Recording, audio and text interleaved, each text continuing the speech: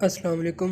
अक्सर ख़वातीन को जो है लकोरिया इस किस्म का होता है कि बहता हुआ टांगों से जो है एड़ियों तक पहुंच जाता है।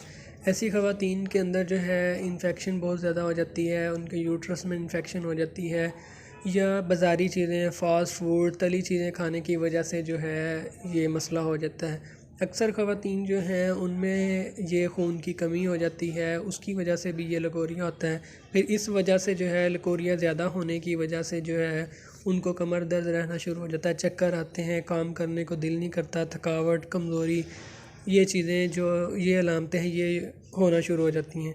तो इस चीज़ का मैं आपको घरेलू इलाज भी बताऊंगा और मेडिसिन भी बताऊंगा, जो आपको अच्छा लगे वो आप इस्तेमाल कर सकते हैं। तो इसके साथ जो परहेज़ आपने वो करना है, तली चीज़ें बाज़ारी चीज़ें नहीं इस्तेमाल करनी।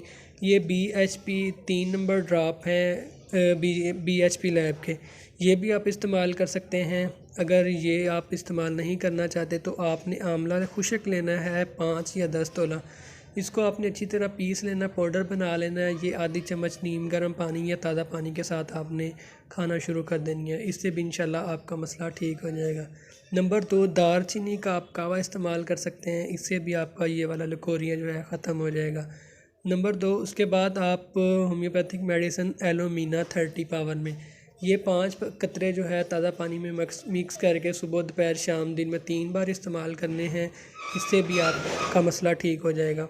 और खाने पीने में आपने दही, लस्सी, माल्टे, खट्टी चीज़ें, इस तरह की जो चीज़ें हैं वो आपने इस्तेमाल करनी है। फ़ास्ट फूड तली चीज़ें बाज़ारी चीज़ों से आपने परहेज़ करना है। इंशाल्लाह आपका मसला जो है लकोरिया ठीक हो जाएगा। अगर आप मज़ीद कुछ पूछना चाहें तो कमेंट कर सकते हैं, व्हाट्सअप कर सकते हैं। मिलते हैं नेक्स्ट वीडियो में। अल्लाह हाफ़िज़।